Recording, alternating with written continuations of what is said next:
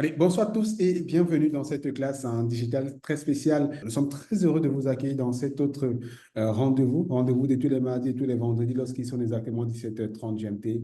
Et ce jour, nous sommes en direct, nous sommes en live. Bonsoir et bienvenue à tous. Et super, donc merci à ceux et ceux qui se sont bien sûr voilà, prêtés au jeu et nous ont aidés bien sûr avec ce petit quiz-là. Allez, super, merci. Donc ça va nous permettre certainement de calibrer cette session. Pour celles et ceux qui nous rejoignent à l'instant, bienvenue à vous. Vous n'avez quasiment rien manqué, ce n'est bien sûr la phase de prise d'attente que nous venons de passer tout de suite. On rappelle que nous sommes en direct pour parler ce soir du karma du dirigeant et voir ensemble ces choses qui arrivent aux dirigeants et que vous ne devez pas vivre ni prendre, bien sûr, personnellement. C'est une session voilà, on va se challenger. C'est une session qui va durer 60 minutes. On va accueillir notre principal coach pour cette session dans quelques instants, juste le temps pour lui de s'installer et de nous assurer que son micro est bien sûr correctement activé. Et on va simplement avec beaucoup de plaisir souhaiter la bienvenue. Hello, bonsoir coach Berkis Dadje, bonsoir à tous les participants. C'est un plaisir, hein, c'est un plaisir de nous connecter et de nous retrouver encore pour partager ce qu'on sait faire de mieux à HNC, c'est-à-dire partager des méthodes, des outils et des techniques aux dirigeants, à tous les parties prenantes de, de l'écosystème de l'entreprise afin de permettre au business de croître, mais de croître de façon rentable. Donc, coach Berkis Dadje, je suis bel et bien connecté et comme d'habitude, hein, j'ai mangé 5 chevaux, 5 lions et je suis prêt à aller au taquet. J'attends ton OK et puis on commence. Allez, magnifique. Et merci infiniment déjà de nous honorer par ta présence ce soir. On a hâte véritablement d'entrer dans cette session. On va rappeler certainement également pour celles et ceux qui sont bien sûr dans ce direct, dans cette classe digitale, dans ce webinaire, dans ce rendez-vous, qu'il y a l'opportunité unique bien sûr de pouvoir interagir avec nous. Cela se passe via le chat. Donc s'il y a des questions, s'il vous plaît, mettez-les dans le chat. Et également, c'est très important d'avoir de quoi noter. Comme ça, vous êtes sûr que vos questions sont bien sûr les questions les plus pertinentes, bien sûr possible. Voilà. En ayant de quoi noter, ça permet de vous assurer que, voilà, que si la question n'est pas abordée ou n'a pas de réponse durant la session, vous pourrez sans aucun doute revenir dessus en la posant.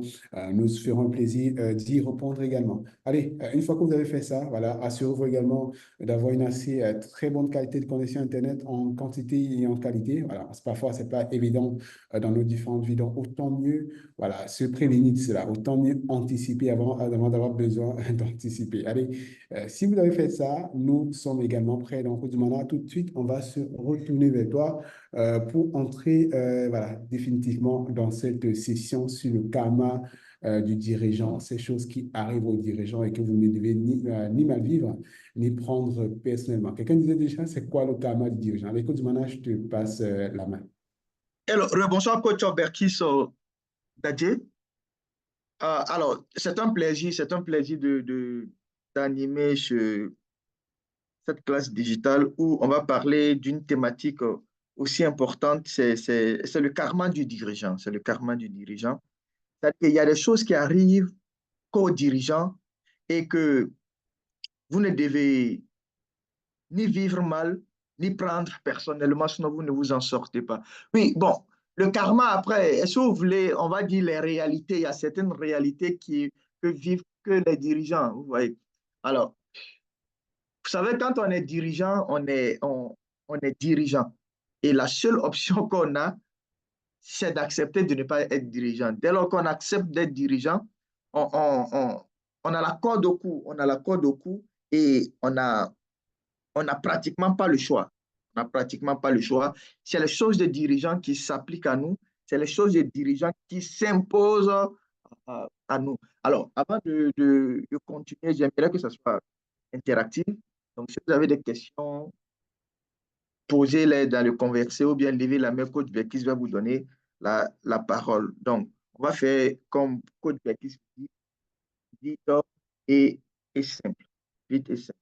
Alors, donc, comme je disais, lorsque vous vivez simplement, certains, certains cas de figure, alors que ou bien vous admirez de loin pour ceux qui ne sont pas encore dirigeants et pour ceux qui sont devenus dirigeants ou pour ceux qui sont dirigeants depuis un bon bout de temps, vous allez remarquer que on est, on, on est éduqué, on a des valeurs, on a des principes, on est allé dans de grandes écoles, on a appris de grandes choses, théorie comme pratique, tout et tout. On a plus ou moins une vision céleste et saine du job de dirigeant. On s'est projeté pour ceux qui sont dirigeants il y a longtemps et pour ceux qui sont devenus dirigeants il n'y a pas longtemps. Mais pour ceux qui ne sont pas aussi, on est en train de se projeter dans ce monde en disant que quand je vais devenir, voilà, voilà, voilà, voilà, voilà ce que, voilà ce que, voilà ce que. Mais nous qui sommes dans le, dans le game pendant longtemps, et s'il y a des, j'aimerais que on interagisse, que les dirigeants répondent. C'est-à-dire que vous allez vous rendre compte qu'on a eu des préjugés sur le job de dirigeant. On a eu même à attaquer des anciens dirigeants, des dévanciers, d'avoir fait des choses qui, selon nous, ne sont pas des choses qu'on doit faire en tant que dirigeant, qui sont peut-être pas éthiques selon nous, qui sont peut-être absurdes selon nous, qui sont peut-être injustes selon nous. Et quand on devient dirigeant, on se rend compte qu'on est en train de faire les choses que nous, on disait avant qu'on soit dirigeant, qu'on ne ferait jamais. Et on se rend compte qu'on est en train de prendre des décisions que nous, on se disait que quand on va devenir dirigeant, on ne prendra jamais ce type de décision. On se rend compte qu'on est en train de poser des actes que nous, on se disait que quand on va devenir dirigeant, on ne va jamais faire. C'est là on se rend compte que, et nous, on a dit à Etienne que quand ça arrive, on dit aux dirigeants, calme-toi, ça n'arrive qu'aux dirigeants. Ça n'arrive qu'aux dirigeants. Alors, j'aimerais qu'on fasse un exercice rapidement pour ceux qui sont dirigeants actuellement.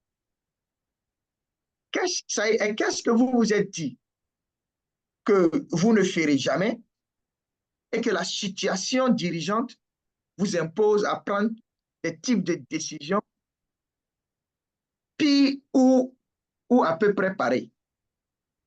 On peut écrire dans le converser pour ceux qui sont plus clairs. Quels sont les types de situations que vous vous êtes dit que moi, non, face à cette situation, je ne ferai jamais comme ça, mais vous vous retrouvez à faire comme ça, ou pire souvent. Et moi, avec le temps, je me suis rendu compte que le défi qu'on avait quand on faisait 700 millions à 1 milliard de dollars et machin, on se dit que, voilà, les choses qu'on vivait, quand tu commences à faire 1,5 milliard ou 2 milliards de dollars, et du moins c'est 2,5 millions de dollars, tu te rends compte que ce n'est plus les mêmes choses. Les décisions sont pratiquement plus pareilles. Les enjeux se corsent à un certain niveau encore plus. Et quand tu passes l'étape et que tu commences à faire, je sais pas, 3 milliards de CFA comme chiffre d'affaires, 5 milliards, 10 milliards et autres, et à chaque fois que la dimension du business s'accroît, les réalités de dirigeants augmentent. Les enjeux se complexifient et la prise de décision devient tellement complexe et difficile. Les situations vécues deviennent tellement insupportables et inexplicables, et même au plus proche. Bon, j'exagère peut-être, mais vous allez voir que on devient pratiquement même, ça dit pour les bons chrétiens ou les bons musulmans comme nous, tu vois, tu as l'impression que tu deviens mécréant. Et on va dire un gangster de classe internationale. Bon, je ferme la parenthèse, j'exagère. Mais, mais c'est ça le karma de dirigeant. C'est un karma uniquement que vivent les dirigeants et qui ne peut pas être vécu par quelqu'un qui n'est pas dirigeant. Alors, vous allez voir que quand on n'est pas membre du CODIR et de temps à autre on participe au CODIR, vous voyez que les enjeux ne sont pas pareils. Quand on commence à monter et qu'on commence à devenir membre du CODIR en bonne et due forme, on est membre du CODIR en bonne et due forme à temps plein, Vous voyez que les enjeux changent. C'est-à-dire qu'on s'approche de plus en plus du feu. Et quand on devient DGA, la donne change. Quand on devient DG, c'est pire. C'est pire. Donc, vous allez voir que vous allez vivre trois choses qui sont uniques. Trois choses qui sont uniques, c'est que les réalités ne sont plus les mêmes. C'est-à-dire que quand tu es hors du CODIR, ou de temps en temps tu participes au CODIR, mais tu n'es pas membre du CODIR en bonne et due forme, tu vois que tes réalités ne sont pas les mêmes que lorsque tu deviens membre du CODIR. Puis, lorsque tu deviens DGA ou DG, les réalités changent. C'est que tu vis désormais la réalité de dirigeant. Et même là encore, quand tu es simplement du CODIR, encore tu es protégé un peu. C'est-à-dire que le DG peut prendre certaines balles voilà, et qui protègent les autres membres du CODIR. Deuxième, les règles ne sont plus les mêmes. C'est-à-dire que les mêmes règles ne s'appliquent pas à toi et les autres. C'est-à-dire que la règle qui s'applique quand on est coach Verkis, pas encore, tu peux revenir sur l'intro, voilà. Donc, les règles qui s'appliquent plus ou moins sur, à quelqu'un qui n'est pas encore membre du CODIR, ce pas les mêmes règles qui s'appliquent à quelqu'un qui est membre du CODIR, et vice-versa. Quand tu deviens DGA ou DG, ce n'est non plus pas les mêmes règles. Les règles changent, la donne change, l'orientation change, tout change. La prise de décision change. Et quand tu deviens DG, à un moment donné, quand tu es membre du CODIR, tu vas voir que tu participes peut-être à une prise de décision folklorique. Et quand tu deviens DG, c'est toi qui prends la décision. Tout le monde fait des propositions et puis on ne s'en remet qu'à toi. On attend que tu fasses de la magie ou on s'attend que tu fasses du miracle ou des miracles. Donc, les réalités sont plus pareilles. Donc, c'est-à-dire que vous ne vivez plus les mêmes réalités que monsieur tout le monde. C'est pourquoi non, vous vivez les réalités des dirigeants. C'est pourquoi vous ne pouvez pas vous en plaindre. Vous ne pouvez pas vous en plaindre. J'ai un ami qui est devenu DG nouvellement. Et puis, un jour, il me disait que j'ai l'impression que ma vie a changé. Il dit, ta vie n'a pas changé, c'est ta vraie vie qui est là maintenant. C'est ta nouvelle vie qui est là, c'est ta vraie vie qui est là maintenant. Tu vis la vie des dirigeants. Donc, les règles ne sont pas pareilles. Donc, les règles qui s'appliquent aux autres ne s'appliquent pas à vous. Ne s'appliquent pas à vous. Et vous allez voir que quand on devient dirigeant, ça dit tous nos valeurs et principes, on pourrait appliquer, si vraiment on veut appliquer nos valeurs et nos principes, peut-être 3%. Les autres 90% là, non. C'est des choix contre nature, contre valeur et contre principe. Contre principe. Ensuite, troisième cachet, que vos cas de figure ne sont pas pareils que le cas de figure que les autres vivent. C'est-à-dire que lorsque le dirigeant dont on parle généralement étouffe ou bien s'étouffe face à la multiplicité ou à la multitude de complexités de situations qu'il vit, vous allez voir que il doit se dire qu'il est juste en train de vivre des cas de figure. La question est de savoir quel cas de figure il est en train de vivre. Est-ce que c'est un cas de figure de monsieur tout le monde ou un cas de figure de dirigeant? Et vous allez voir que quand tu vis le cas de figure de dirigeant, c'est que l'interprétation de cette situation va paraître que quand tu vis les cas de figure d'une simple personne. Alors, je vais vous raconter une anecdote. Il n'y a pas d'enfant ici, hein. On est tous adultes. Donc, j'accompagnais un dirigeant, c'était en Côte d'Ivoire, et je rentre dans son bureau en pleine période de Covid. On est dans les années 2020. Donc, je rentre dans son bureau, on commence à discuter. Et à un moment, il m'amène dans la politique et puis il dit que ce que le président ivoirien Alassane Ouattara a fait, ce n'est pas bon. Qu'un leader doit respecter sa parole donnée. J'ai dit, wow, bro. J'ai dit, mon grand frère, tu me connais. Moi, je ne suis pas constitutionnaliste, mais je suis stratège. j'accompagne les dirigeants. Si je sais une chose, c'est qu'une décision n'a de sens qu'une situation ou un événement. Quand la situation et l'événement changent, la décision change immédiatement. Il a dit, oh, et je sors de son bureau. En temps, j'ai voyagé, je suis allé ailleurs. Et il m'appelle un jour, on était en novembre, je pense. On était en novembre 2020 ou en décembre 2020 par là. Il m'appelle pour dire, Koulibaly, vous là, à Etienne, ça vous êtes des sorciers ou bien? J'ai dit, il y a quoi encore, mon grand frère? Il dit, non, non, non, non. Et il m'explique la situation. Parce que il y avait deux de ces bons petits qui voulaient démissionner, que la concurrence voulait débaucher. Et il s'est battu, moi-même, j'ai participé à les maintenir. Donc, on les a maintenus.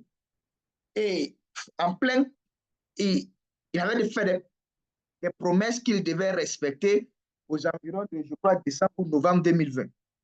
Et la période arrive, les gars lui demandent, mais c'est comment? Alors que son groupe a dit qu'on n'augmente plus le salaire, on ne fait plus de sessions, on cherchait même plus ou moins à dégraisser un peu la masse salariale. Donc, il est bloqué. Je dis, mon grand frère, il faut respecter ta parole donnée. Je dis, respecte ta parole donnée. Parce que la parole donnée, c'est pour le peuple, ce n'est pas pour les dirigeants. Les dirigeants fonctionnent par rapport à une situation ou un événement. Donc, effectivement que ça nous arrive généralement. Ça nous arrive généralement de vivre des situations de dirigeants et on veut traiter ces situations de dirigeants comme des cas de personnes lambda ou bien de monsieur tout le monde. Non, non, non, non, non. Non, non, les cas de figure sont différents. Donc, un cas de figure, par exemple, de monsieur tout le monde, où on respecte la parole, tout le monde, on doit respecter la parole, mais pour le dirigeant, ce même cas de figure-là, on ne respecte pas la parole.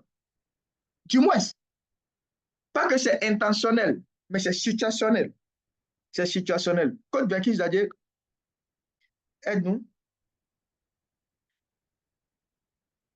Donc voilà, le karma du dirigeant, il y a les choix intrinsèques. Un dirigeant n'a plus le choix qu'après le choix. C'est-à-dire que le seul choix que tu as, c'est d'accepter d'être ou de ne pas être dirigeant. Dès lors que tu acceptes d'être dirigeant, tu n'as plus le choix. C'est-à-dire que c'est les réalités de dirigeant qui s'imposent à toi. Voilà. C'est-à-dire que ta manière de vivre n'a pas d'importance. Tu dois vivre comme un dirigeant. Ta manière de voir les choses n'a pas d'importance. Tu dois voir les choses comme un dirigeant. Je me rappelle, bon, c'est en Afrique tout récemment, hein. C'est-à-dire qu'il y a un nouveau président qui vient d'être élu et il y a son premier ministre. Bon, son premier ministre, bon, c'est quelqu'un qui est très adulé par son peuple. Donc, je ne vais pas dire de non. Donc, mais c'est quelqu'un qui est très adulé par le peuple. Donc, il vient au pouvoir rapidement, il veut changer les choses. Donc, il dit que voilà, c'est-à-dire que pour quitter je crois, de la primature, donc de leur primature à sa maison, il roule dans sa propre voiture, c'est machin là. Il a fait ça la première fois, deux fois, et puis la troisième fois, le protocole l'a repris. Parce qu'il a oublié qu'il n'est plus chef de parti. Il est devenu maintenant premier ministre d'une grande nation. Donc, c'est les réalités de premier ministre d'une grande nation qui s'appliquent à lui. Donc, c'est le choix, c'est que le seul choix qu'il avait là, c'est d'accepter d'être ou de ne pas être. Dès lors qu'il accepte d'être, ça veut dire que son choix n'a plus d'importance. C'est le choix de là-bas qui s'applique à lui. C'est comme quand tu deviens président des États-Unis, il y a un nombre de pas que tu ne dois pas faire. Je crois que je ne sais pas si c'est 100 pas ou je ne sais pas, 1000 pas, un truc comme ça. Quand tu dépasses ça, le protocole vient te ramasser. On vient te prendre et on te ramène dans la voiture. Obama a voulu faire ça. On est venu le prendre, on l'a ramené dans la voiture. Donc, ce que tu penses, ce que tu sens d'une situation n'a pas d'importance. C'est la réalité de la situation qui s'applique, qui se pose à toi. La question, c'est est-ce que tu es prêt? Et Dieu seul sait que la plupart du temps, on n'est pas prêt avant de devenir DG, on n'est pas prêt avant de devenir DGA. Beaucoup même sont même pas prêts avant de devenir membre du CODIR. Donc, imagine DGA et DG. C'est très difficile, c'est très complexe. Ensuite, donc, être dirigeant, c'est comme être embordé dans un avion.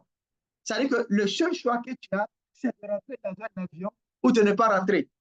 Dès que tu acceptes de t'asseoir dans l'avion et que l'avion a décollé, tu n'as plus de choix.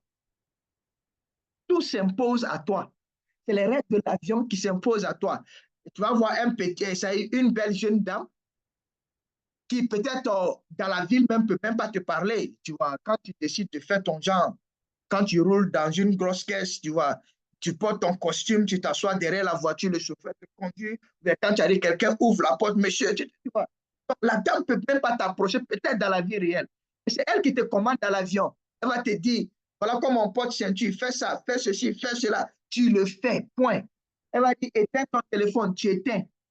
Elle va dire, fais ceci, tu fais. C'est que ta grandeur n'a plus d'importance dans un avion. Dès que l'avion décolle, il n'y a qu'un seul maître. Il s'appelle le pilote. Et ses compagnies. Donc, tout s'impose à toi. Tout s'impose à toi. Et c'est pareil le job de dirigeant. Tout s'impose à nous quand on devient dirigeant. On n'a plus de choix à faire quand on accepte d'être dirigeant. On n'a qu'à comprendre que les situations qu'on est en train de vivre n'arrivent qu'aux dirigeants. Le package de la vie, le poste de dirigeant est un package qu'on vous donne. C'est un package qu'on vous donne. Alors, moi, moi pratiquement, beaucoup de personnes m'admirent parce que je suis tout en partie.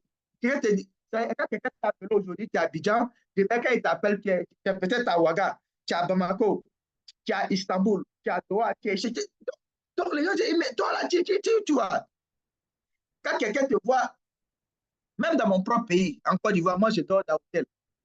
Généralement, je descends quand je suis en mission, je descends dans un hôtel. OK, good. Donc, tu as des privilèges que tout le monde n'a pas, tu vois. C'est des privilèges. Tu rencontres les plus grosses personnalités, tu vois, voilà, les plus grands dirigeants. Tu as des privilèges. Tu as des privilèges. Mais ça a des inconvénients. L'inconvénient, c'est que moi, je ne suis pas un père de famille normal. C'est pourquoi moi-même, j'ai fait le choix. Si je dois mourir et que, non, du moins, si on doit faire concours de meilleur père de famille, bon, moi, je ne suis pas dedans. Ou si on doit faire un concours de meilleur mari ou de meilleur couple, moi, je ne suis pas dedans. Non, parce que c'est un package. C'est que quand tu acceptes les privilèges, il y a les inconvénients qui viennent avec. Donc, tu n'as plus le temps de monsieur tout le monde. Non, non, non.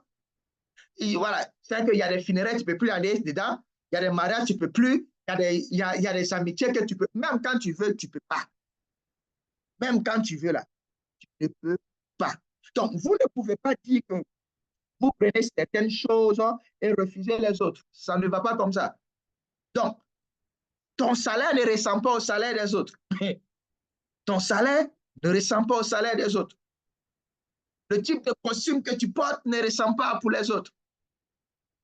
C'est-à-dire que même quand tu es au bureau, le type de fauteuil que tu utilises, ce n'est pas pareil que pour les autres. Quand tu parles, les autres exécutent. Tout ça, c'est des privilèges. Et en même temps, il y a des inconvénients. Quand c'est chaud, c'est toi seul qui porte la responsabilité.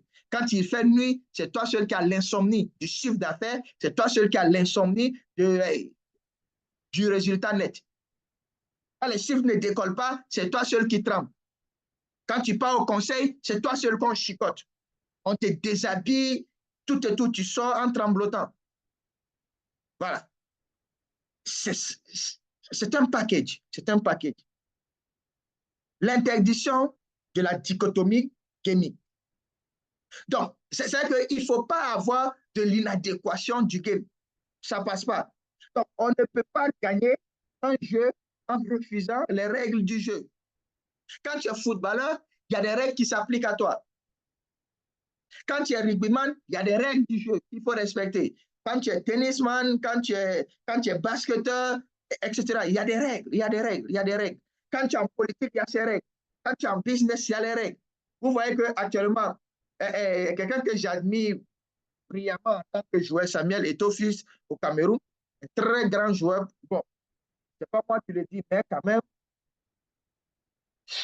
il est pratiquement le meilleur joueur de l'histoire de l'Afrique. Voilà, qu'on le veuille ou pas. Quand on sort dans les sentiments et qu'on prend statistiquement, il est numéro un. On peut pas nier ça. Mais vous voyez un grand comme ça, comme Samuel Eto'o, c'est-à-dire qu'il connaît le game quand il était sur le terrain. Et quand il sort du terrain, il vient retrouver un nouveau game qu'il a du mal à comprendre et il a du mal à s'en sortir. Donc, c'est dur pour lui parce qu'il a oublié que quand tu es dirigeant d'une fédération, tu fais de la politique sans le savoir. Bon gré, mal gré, tu fais de la politique. Tu arranges le peuple, tu motives le peuple. Quand on est déçu, on te tape. Quand tu n'arranges pas le pouvoir en haut, on te bouscule, on te fait bouger. C'est la vraie réalité qui est là. Et c'est la vraie réalité qui est là. Donc, quand tu ne comprends pas et que tu ne te mets pas dans le costume du rôle que tu es en train de jouer, tu vas croire que le monde est injuste, que les gens sont méchants, que ceci, cela. Non, non, non. C'est un monde d'intérêt. Chacun défend son intérêt. C'est quand tu es DG, tous les actionnaires défendent leurs intérêts. Et tu peux avoir dans ton conseil d'administration plusieurs types d'actionnaires. Par exemple, il y a des actionnaires qui s'en foutent d'argent.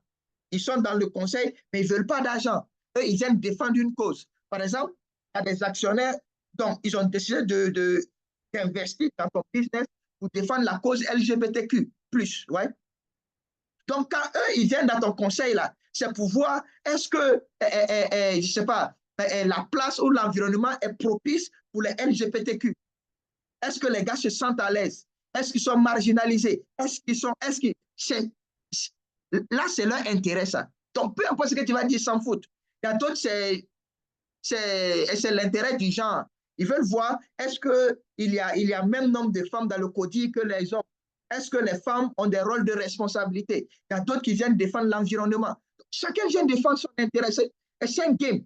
Donc, quand tu n'as pas compris et tu rentres dans la peau du dirigeant en incarnant les règles et les rôles qui s'appliquent, du moins au game que tu es en train de jouer là, tu t'en sors pas.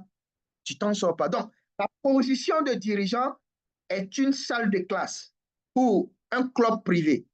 Ce n'est pas vous qui choisissez les règles une fois que vous avez choisi d'être, et d'y être du moins. Il y a des règles qui vous ont précédé et la bonne nouvelle, on ne refait pas une chef-d'œuvre. Du moins, une œuvre d'art. Sinon, on ne refait pas un chef-d'œuvre. Donc, quand tu prends le tableau de choses de Leonardo de Vinci, La Joconde ou Mona Lisa, tu ne peux pas refaire. C'est fait, c'est fini. Quand tu refais, on appelle ça de l'imitation. Donc, le game est déjà tracé, les règles du jeu sont déjà là. Tu ne peux plus rien faire. Tu viens t'adapter et gagner, c'est tout. Comprendre les règles et gagner, c'est tout. Est-ce qu'il y a des questions, coach Bétis? Des questions ou bien, ou bien des commentaires participatifs autres? Coach Bétis. Magnifique. Il y a Lucette qui a une question qui dit, n'y a-t-il pas de risque de perte de confiance si la parole donnée n'est pas respectée? Même si je comprends parfaitement la prise de décision en fonction de la situation, alors que faut-il expliquer aux salariés voilà, pour limiter cette perte de confiance?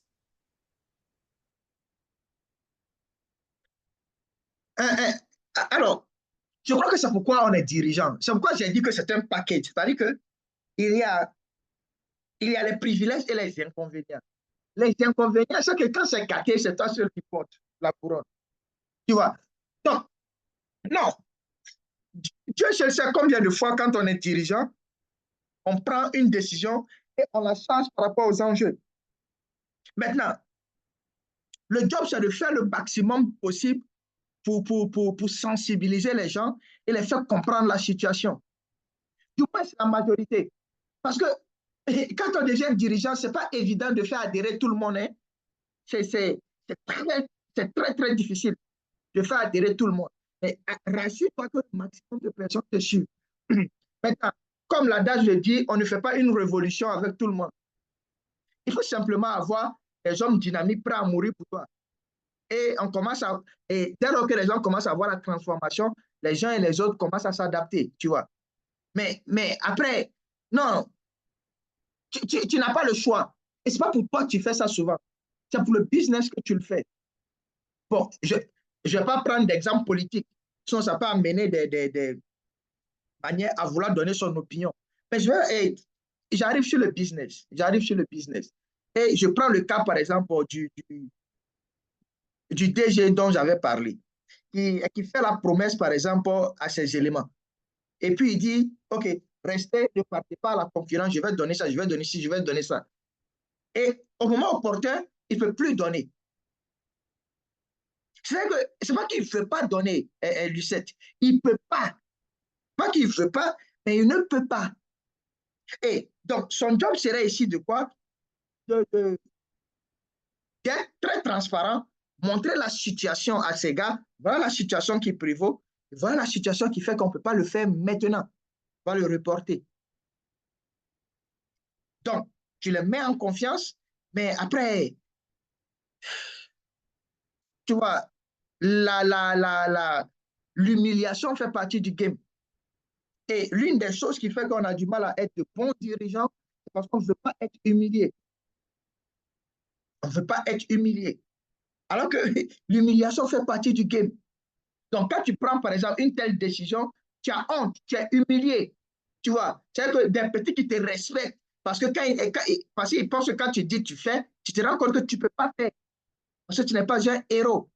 Mais tu dois porter ça et vivre facilement. Quand tu dors la nuit, tu dois dormir et ronfler.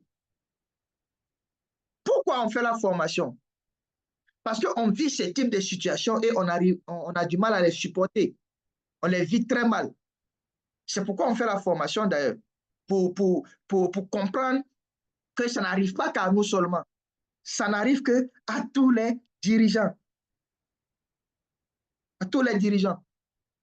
Et c'est le game qui est là. Je ne sais pas si j'ai répondu à la question de Lucette, coach Bekis Dadier.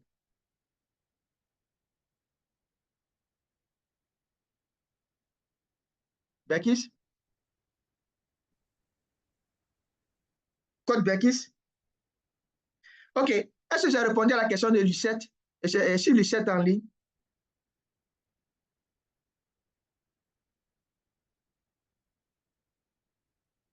Non, non, non. Lucette, tu peux faire preuve de transparence. J'aimerais que Lucette active son micro, par exemple.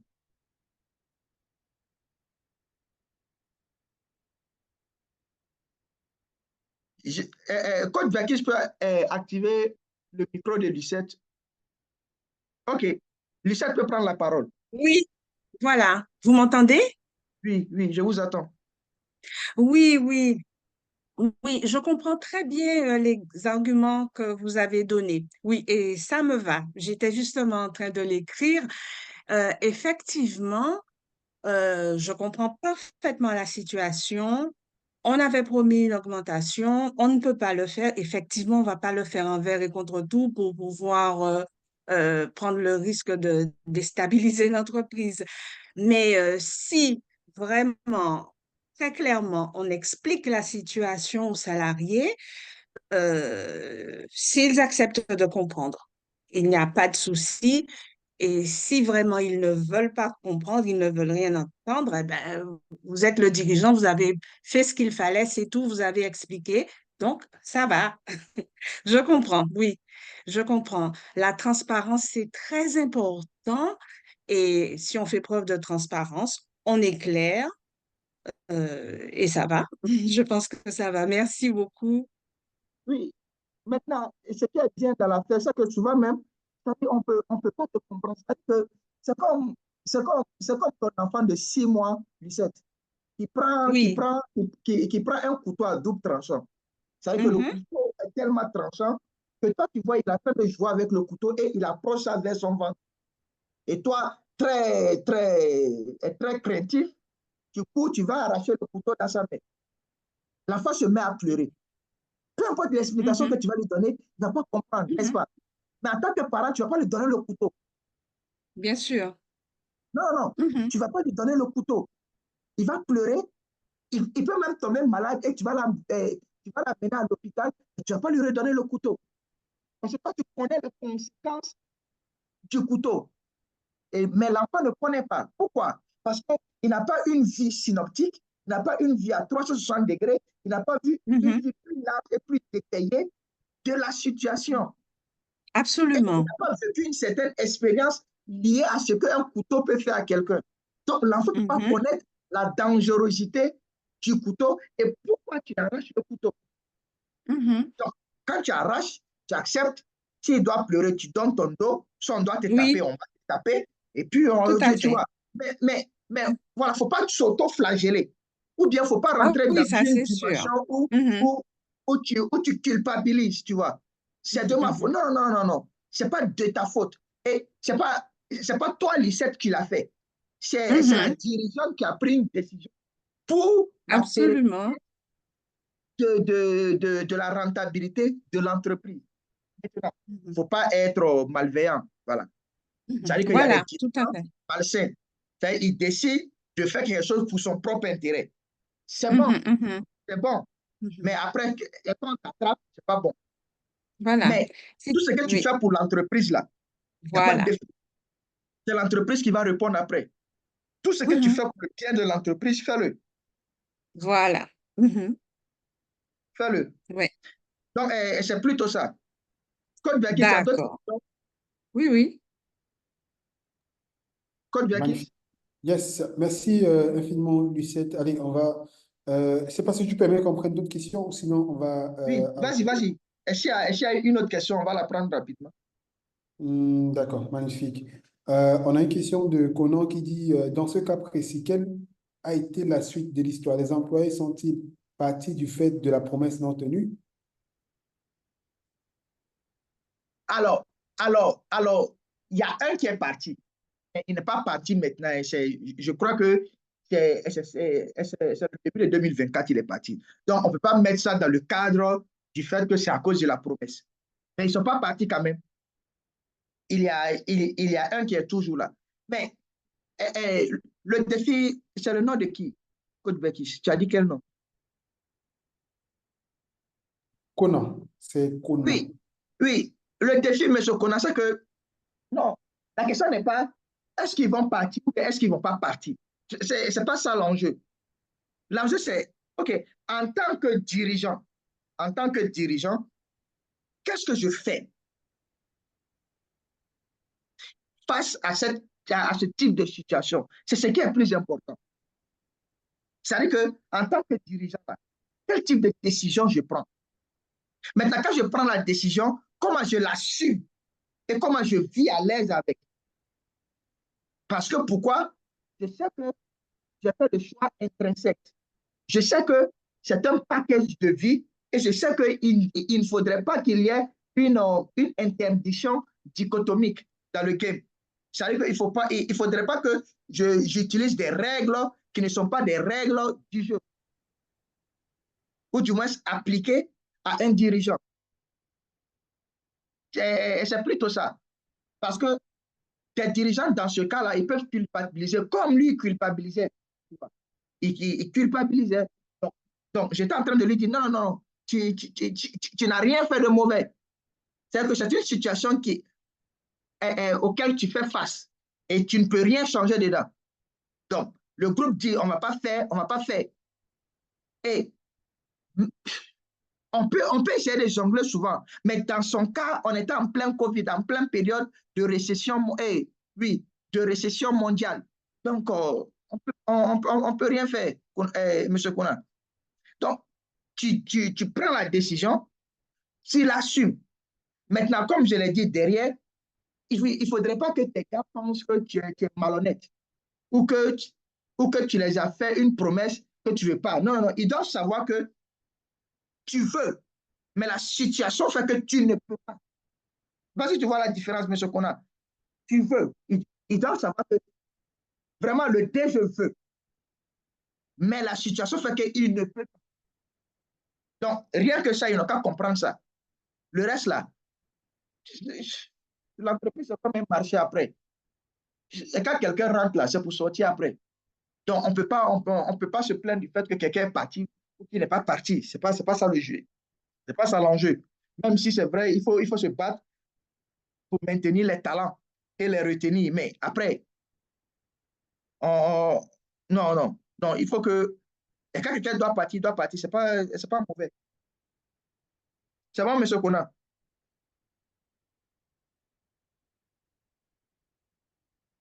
Monsieur Kona, hein, c'est bon?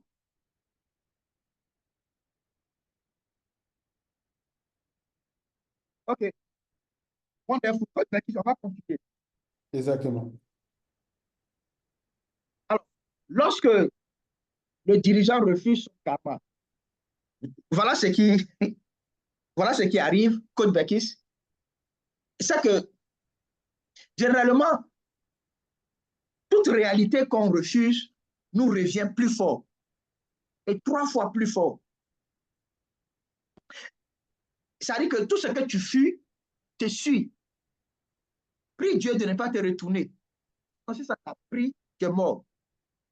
Et voilà, j'aime bien le feu freudien qui dit que toute réalité que vous refusez d'intégrer est a priori plus faible ou plus forte que vous.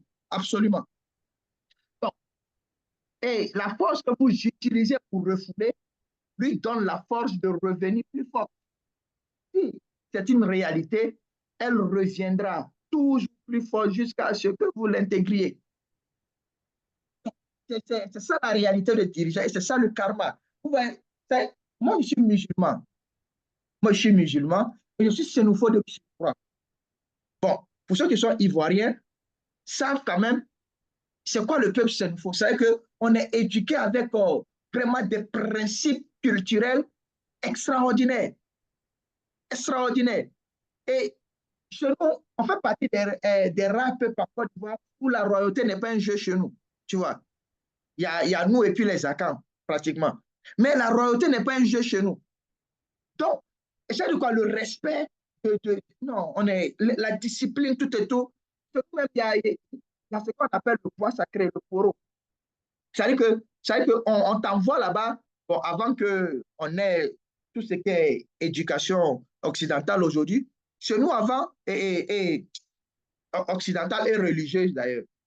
Chez nous, avant, on t'envoyait dans le bois sacré, ça continue toujours, pour aller t'apprendre les principes directeurs de la vie, de, de comment c'est régi, les valeurs de notre société et comment marcher.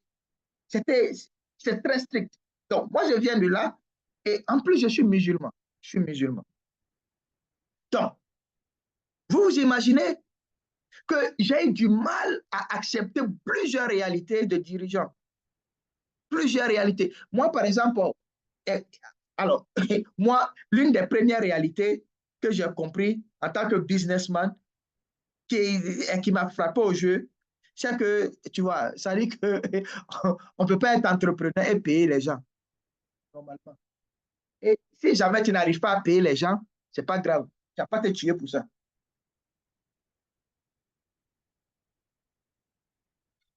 Excusez-moi, je suis dans une chambre d'hôtel là et ça sonne.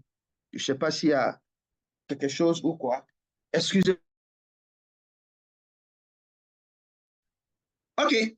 Donc, donc, je disais que, voilà, c'était une douce phrase pour moi. Quand moi j'ai créé mon premier business, je voulais payer tout le monde normalement. Et je n'arrivais pas à supporter le fait que je ne payais pas quelqu'un. Jusqu'à ce que je me rende compte que c'est la vie de tout grand entrepreneur. Les hauts et les bas. Mais quand les bas arrivent, il faut savoir prendre de la hauteur et comprendre que ça fait partie du game. J'ai souffert avec cette réalité-là. Je me sentais même mal à l'aise. Je dormais difficilement. C'est que quand j'avais un conflit avec un collaborateur, j'avais du mal à, à laisser l'humain à côté et gérer le business. Pendant longtemps, moi, c'était des réalités qui m'ont vraiment pris le truc. Voilà. Et j'ai compris que j'ai certaines valeurs qui ne s'appliquent plus au business. Voilà. Moi, par exemple, vous voyez, quand tu es dirigeant, quelqu'un avec qui tu connais son père et tu connais sa femme, tu connais ses enfants, tout et tout.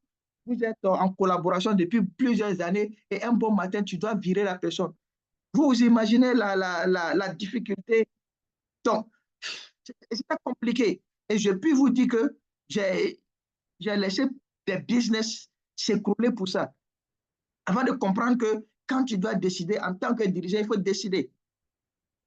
Donc, vraiment, automatiquement, aujourd'hui, je peux vous dire à haute et intelligible voix que je suis à l'aise avec beaucoup de choses. Et quand je fais, je dors. Parce que c'est pas de moi qu'il s'agit. Quand on devient dirigeant, le moi n'existe plus. Il faut prendre le moi, il faut l'enfermer dans un carton. Le moi n'existe plus. Et bien évidemment, je voulais ramener de temps à autre mes valeurs musulmanes dans l'entreprise, avant de comprendre que je ne suis pas dans une mosquée.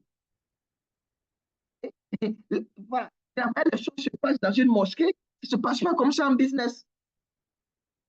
C'est différent. Et si vous êtes chrétien, c'est pareil. N'essayez pas de ramener l'église à l'entreprise. Sinon, vous allez avoir froid au dos. Parce qu'il y a plusieurs choses que vous allez devoir faire pour faire performer le business que vous n'allez pas pouvoir faire. Moi, par exemple, avant j'étais contre, par exemple, la corruption. Aujourd'hui, je ne suis pas en train de vous dire que je fais la corruption, mais je comprends quelqu'un qui fait la corruption, par exemple. Je comprends que ça fait partie du game. Et voilà, je ne m'en plains plus. Moi, je ne le fais pas, c'est sûr. Mais bon, après, je ne condamne pas les gens. Avant, en tant que musulman, je détestais un DG qui couchait avec son assistant, son assistante, ou bien une DG qui couchait avec son assistant. Je détestais. Jusqu'à ce que moi-même je le fasse. C'est là que j'ai commencé à comprendre c'est quel le mécanisme qui peut pousser un dirigeant à ça. Il faut comprendre et savoir que ça n'arrive qu'aux dirigeants. Peut-être que c'est ce qui fait que je peux mieux accompagner un dirigeant qui fait ça à ne plus faire. Parce que je comprends peut-être le mécanisme. Mais bon, après, toutes les réalités que tu refuses te reviennent à la figure plus fort. Plus fort. C'est-à-dire que quand tu décides d'être marié, l'une des réalités du mariage, c'est que tu sois trompé. Quand quelqu'un qui est marié dit ma femme m'a trompé, ou bien mon mari m'a trompé, je vais divorcer, je vais faire ceci, je regarde la personne, puis je ris. Je dis, mais attends, je ne comprends pas. Ça fait partie du game, oui, comme quelqu'un l'a dit dessus. Ça fait partie du game. Ça veut dire que quand tu es marié, la pire des choses qui puissent t'arriver, c'est que on te trompe ou que tu trompes. La preuve, on ne trompe pas un célibataire. N'est-ce pas? On trompe que quelqu'un qui est marié. C'est pareil. Le célibataire aussi a ses inconvénients. La nuit, tu sors, tu dors seul dans ton lit et tu trembles. C'est les inconvénients du célibat. Donc, quand tu ne veux pas supporter ces inconvénients-là, tu te maries. Et quand tu ne veux pas qu'on te trompe, ne te marie jamais. Mais excusez-moi d'être un peu caricatural ou bien un peu cru. Je vais vous montrer à quel point on sait que chaque domaine a ses réalités et souvent on veut fuir ces réalités-là. C'est pourquoi on a plus mal. Vous voyez? C'est pourquoi on a plus mal. Et ça fait plus mal quand ça nous arrive. Vous voyez? C'est que c'est comme toi, voilà, et quelque chose nous arrive. On dit que je n'accepte pas les trahisons. Alors que tu vis avec des gens. C'est-à-dire que on ne trahit pas quelqu'un qui est isolé, on trahit quelqu'un qui est en société. Donc, la meilleure des choses qui puisse arriver à quelqu'un qui parle, c'est qu'il mente. Mais toi, quand on t'a menti, tu dis que je ne supporte pas le mensonge. Vous voyez, c'est des réalités sociétales, par exemple, qu'on ne veut pas. Donc, l'une des réalités religieuses, c'est simple. Quand tu veux être chrétien, il faut accepter que Jésus est la perfection possible au monde. Il est parfait que ton père et ta mère. Chez nous aussi, les musulmans, c'est pareil. quand tu dois être musulman, il faut accepter que Mohammed sallallahu alayhi wa sallam est le meilleur des hommes. Il est mieux que mon père et ma mère. Non, c'est une réalité. Quand je n'accepte pas ça, je ne suis pas musulman. Je ne suis pas musulman. Donc, après, le gros enjeu, c'est de comprendre, je suis dans quelle game.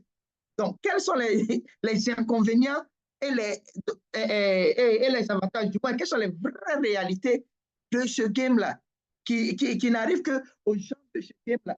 Ouais. Qui n'arrive qu'aux gens de ce game. Voilà. Moi, par exemple, excusez-moi, bon, je vais donner un exemple avant qu'on continue.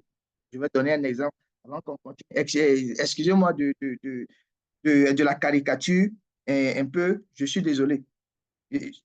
Excusez-moi, mais bon, ça fait partie pour mieux décrire ce que je veux dire. Vous voyez. Donc, j'ai donné 500 000 francs à une fille. La dernière fois, je ne l'ai pas vue, tu vois. Et je cause avec l'un de mes frères à qui j'explique. Il dit 500 000. Non, mais t'as eu quoi? 500 000 francs. Je dis, ça n'arrive pas aux gens comme moi. Ils peuvent donner 500 000 et puis ça ne les fait rien. Ça n'arrive pas aux gens comme toi. Il s'est tué derrière, il dit, tu as réponse à tout. Mais à la réalité, il y a des choses qui n'arrivent qu'à des gens qui vivent la même situation, qui sont dans la même situation, le même positionnement et qui vivent dans les mêmes règles sociales, éthiques et les mêmes principes que toi. Voilà. Ça n'arrive pas à autre chose. À autre personne. Non, ça n'arrive pas aux gens comme toi. Et tu ne peux pas t'en plaindre. Tu le vis bien, tu dors. Donc, diriger n'a rien de normal. Et les défis corporate sont tels que votre philosophie et votre conception des choses vous décapaciteront et vous empêcheront d'être à la hauteur. Plus vous avancez, plus vous devez vous renouveler. Et c'est tellement vrai que ça veut dire qu'à chaque étape de l'entreprise, à chaque étape de la vie de l'entreprise, les réalités changent. Alors, moi, par exemple, j'ai compris quelque chose dans la vie, c'est que moi, j'écoute ma mère, j'adore ma mère, et je l'écoute quand il s'agit de me donner des conseils vis-à-vis du couple, parce qu'elle a duré dans son mariage jusqu'à ce que mon père décède, elle n'a pas divorcé. Donc, ça veut dire que quelqu'un comme ça peut mieux me conseiller. Mais à chaque fois que ma mère me donne des conseils business ou bien liés à l'argent, je ne l'écoute pas. Parce que si elle était aussi bonne dedans, elle allait être multimilliardaire. C'est moi qui m'occupe d'elle. Donc, ça veut dire qu'à la réalité, elle ne connaît rien du business. Donc, si elle me dit quelque chose lié au business et Bill Gates me dit le contraire, je le fais pour Bill Gates. C'est ça la réalité.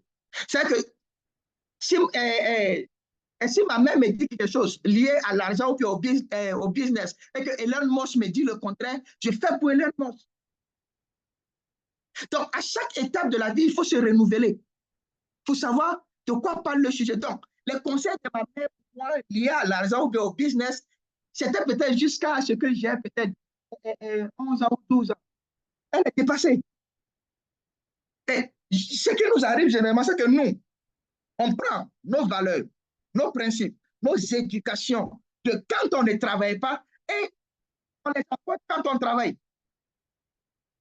On prend nos valeurs, nos principes et nos éducations, même nos expériences, de quand on était chef assistant à quand on devient chef service. Et on prend ces mêmes choses quand on était chef service et on veut les rapporter quand on devient chef de département. Et on prend les mêmes choses quand on est chef de département, on veut les ramener quand on devient directeur ou membre du CODI. It's no sense. Ça ne passe pas.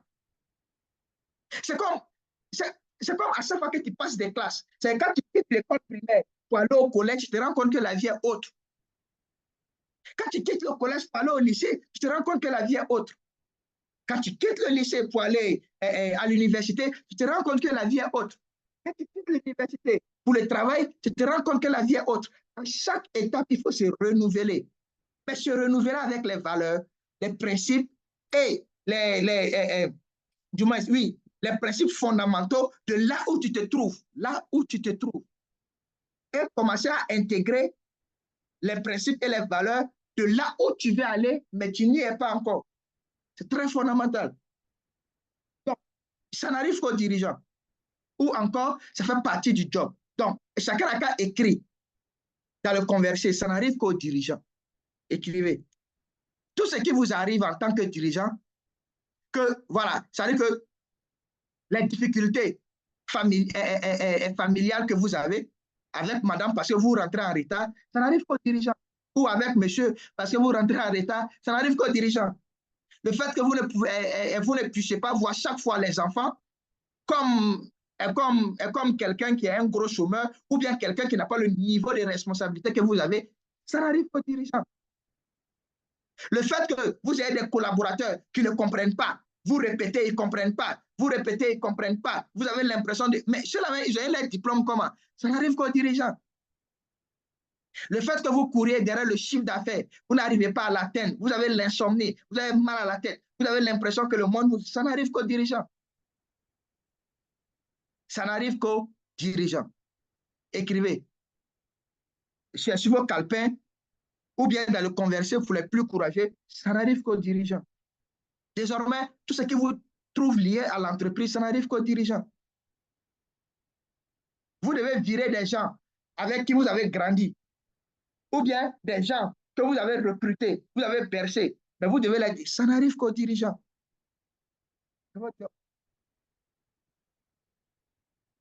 D'abord, y a-t-il des questions? On va continuer rapidement. En effet, on va continuer, s'il te plaît.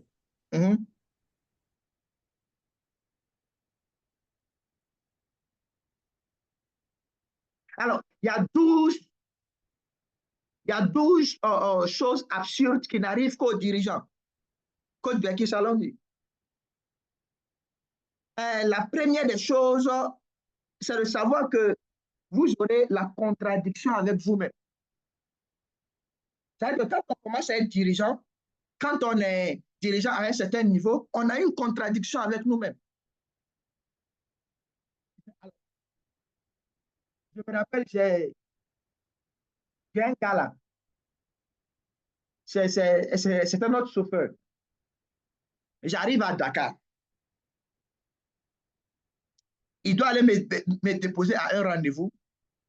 Il a fait des conneries qui font que je suis pratiquement allé en retard. Donc, je viens, je dis, on n'a qu'à le virer. Après, j'ai dit, non, Koulibaly, ce n'est pas toi, tu ne vis pas les gens, il ne faut pas faire ça. Je l'ai laissé.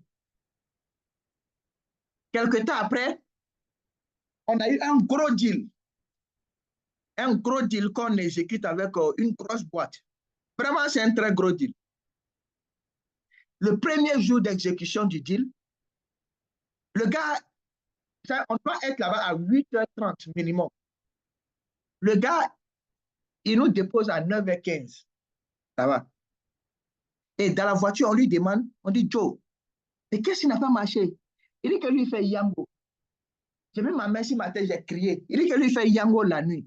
Il dit, ah! Donc, ouais, c'est que j'étais en contradiction avec moi-même. Le fait que je dois, c'est que mon job de dirigeant dit, il faut le virer. Mais mon autre côté, tu vas Koulibaly, dit, non, on n'a qu'à le maintenir. Il faut le virer. On n'a qu'à le maintenir. Il faut le virer. On n'a qu'à le maintenir. Donc, il dit que lui, il fait Yango. Vous imaginez. Alors qu'il est payé à 250 000 francs par mois. Il dit que lui, il fait Yango. OK, good. On reste dans ça. Et le lendemain, il nous dit que lui, il va démissionner. Il ne va pas venir. Il va démissionner pour effet immédiat. J'étais là comme ça. Donc, l'esprit dirigeant me disait, il faut le virer. Sinon, il y a quelque chose qui arrive.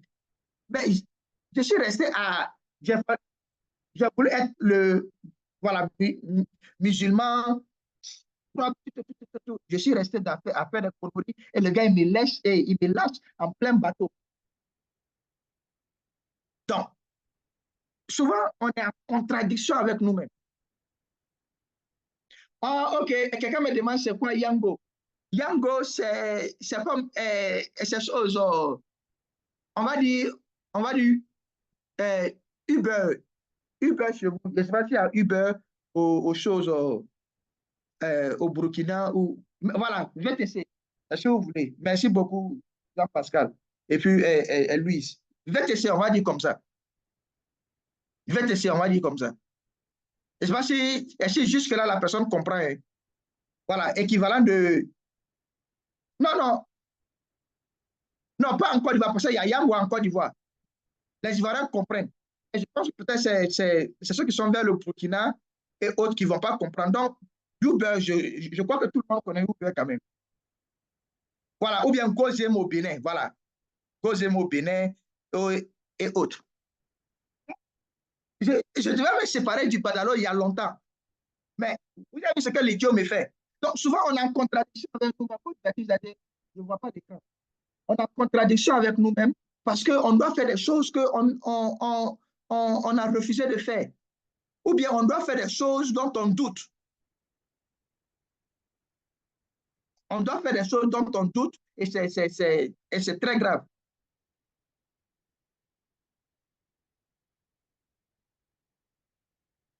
Alors, maintenant que Coach Jackie repasse son écran, je vais compter. Alors, il y a la deuxième chose qui est le choix bipolaire. Le choix bipolaire est contradictoire. Souvent, avec les dirigeants, bon, je vais écrire en même temps de le converser. Les choix bipolaires et contradictoires.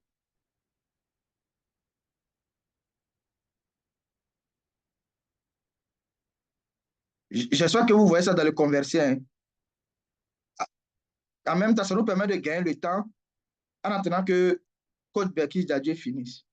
Donc, les choix bipolaires et contradictoires. Il nous arrive souvent que tu es en face d'une décision. Tu es en face d'une décision et tu veux prendre la décision la plus facile. Mais tu te rends compte que c'est la décision la plus difficile qui est bonne pour le business. Mais toi, tu veux prendre la décision la plus facile. Et c'est pourquoi nous, on adore dire à HNC que pour le commun des mortels, tout c'est facile et tout ce qui est facile pour le dirigeant est complexe. Tu vois que face à une décision, peut-être que ça vous est déjà arrivé en tant que dirigeant, ou bien que vous avez déjà fait ça à vos dirigeants, et que ce soit vos dirigeants politiques ou autres, hein, vous allez voir que vous vous dites souvent, ah, mais il devait faire ça. Pourquoi il n'a pas fait ça? Il faut faire ça. Pourquoi? Donc, toi, tu dis ça simplement comme ça. Alors que le dirigeant, il a une autre vue qui lui permet d'avoir cette information que tu n'as pas. Du coup, le choix c'est qu'il est un en contradiction. Deux, le choix est à la fois bipolaire. Il veut, il ne veut pas. Il veut, il ne veut pas. Il veut, il ne veut pas. Question lui dit fais. C'est plus facile. Question lui dit fais le difficile. Alors, je me rappelle la dernière fois, en plein Ramadan, c'est que la veille du Ramadan, c'est que pour un musulman, moi, j'ai fête à l'extérieur du pays et c'est plus, ça fait combien d'années? Les fêtes me trouvent Tabaski me trouve dans un hôtel dans un pays là-bas. Pour Ramadan me trouve dans un hôtel dans un pays là-bas. Donc, ça ne me dit absolument rien. Mais l'une des choses qui m'a fait douter en termes de choix bipolaire et contradictoire, et j'ai beaucoup de mal. Je vais vous en citer deux. La première, c'est en plein Ramadan, là même il n'y a pas longtemps. Donc, je viens à Abidjan. Je viens à Abidjan vers fin Ramadan. Je crois une semaine avant la fin du Ramadan.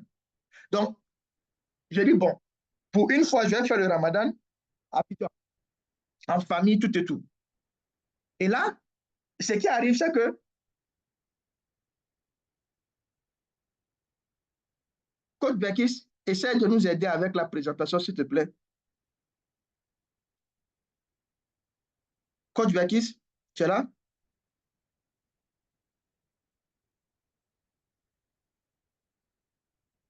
Ah, OK. OK, Coach Bekis m'a envoyé un message. Attendez, je vais essayer de partager depuis chez moi. Je vais essayer de partager mon écran. Voilà.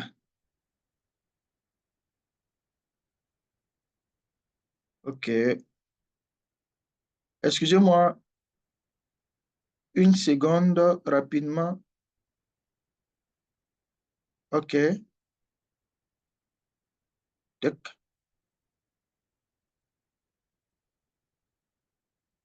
et tac. C'est bon? À défaut de code baquet, envoie-moi mon écran. Dites-moi si vous voyez mon écran, s'il vous plaît. Vous voyez mon écran? OK, oui. Donc, je disais que, OK, quand je finis ça, alors, la veille, où, où c'était dans ma tête, je suis allé en famille, tout le monde est content de me voir. L'une des rares fois où je vais faire Ramadan en famille, tout et tout. La veille, on a eu une grosse mission qui a trouvé Herman dans un pays lointain. Donc, c'est moi qui étais à Abidjan et j'étais à descendre. J'étais là. Personne ne dit, Joe, ce n'est qu'une journée seulement. Et puis, l'autre chose me dit, Joe, tu n'as pas le choix. On n'a pas d'autre choix que toi. Après, je me suis posé la question de savoir. J'ai dit, OK, rester et faire le ramadan, là, c'est bon pour qui? Zoumana Koulibaly ou bien le dirigeant d'un groupe? Je me suis rendu compte que c'est bon pour Zoumana Koulibaly, mais pour le dirigeant, ce n'est pas bon. J'ai pris le vol la veille du ramadan. Je suis tombé sur Dakar, mais avec beaucoup de douleur. Vraiment, quoi. C'était l'un des choix qui m'a beaucoup fatigué. Un autre choix encore, c'est que je perds mon père et le lendemain, je crois, je vais en Guinée-Conakry. Le défi, c'est que selon les musulmans, quand quelqu'un meurt, on l'enterre rapidement. On l'enterre rapidement. Donc, je fais l'enterrement, on a fait l'enterrement, chop, chop, chop, chop. Mais la bonne nouvelle, c'est qu'on avait une mission où je devais former des dirigeants à Conakry. Donc, le lendemain, je suis parti. Et les gens ont commencé à me maudire. Vous imaginez, j'ai des cousins, des gens qui sont là, ils prennent Coca-Cola avec la main gauche et du riz avec de la viande avec la main droite. Ils mettent le riz dans la bouche et ils ajoutent le coca et ils me traitent de maudit. Seulement que c'est mon agent qui a acheté le riz qu'ils sont en train de manger, plus le coca qu'ils sont en train de boire. Et donc, ça ne peut rien me faire. Mais à vrai dire, je me suis posé des questions. Est-ce que je peux donner vie encore au vieux? Non. Est-ce que je peux le réveiller? Non. Le choix était très difficile pour moi, très, très complexe. Et j'ai dit, OK, qu'est-ce que je vais faire à Conakry? Je vais former des dirigeants. S'ils sont bien formés, ils vont apporter une valeur ajoutée à leur entreprise. Ils vont mieux gérer leurs collaborateurs et ça va créer plus d'emplois. Ça va donner plus de ressources à plusieurs familles et ça va plus ou moins améliorer la société guinéenne par ricochet africaine. Le choix était vite fait. J'ai pris mon avion et je suis parti. Mais généralement, c'est un choix très difficile. Donc, c'est les choix difficiles qui sont à faire. Et il faut éviter les choix les plus faciles et les plus valeureux.